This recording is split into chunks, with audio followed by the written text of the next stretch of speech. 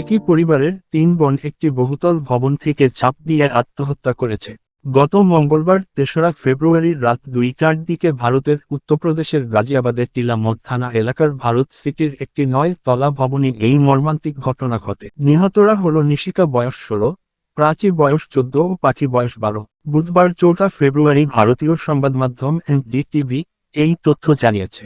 ঘটনাস্থল থেকে একটি আত্মহত্যা নোট উদ্ধার করা হয়েছে, যেখানে অস্পষ্ট কিছু লেখার সাথে লেখা ছিল, সরি পাপা। মেয়েদের বাবা চেতন কুমার পুলিশকে জানিয়েছেন, মেয়েরা কোরিয়ান লাভার গেম নামে একটি অনলাইন গেমে আসক্ত ছিল। গেমটিতে মোট 50টি টাস্ক ছিল। তার দাবি, মঙ্গলবার ছিল গেমটির ফাইনাল আকার শেষ করার দিন। চূড়ান্ত টাস্ক শেষ করেই তারা একসঙ্গে লাফিয়ে পড়ে বলে মনে করছেন তিনি।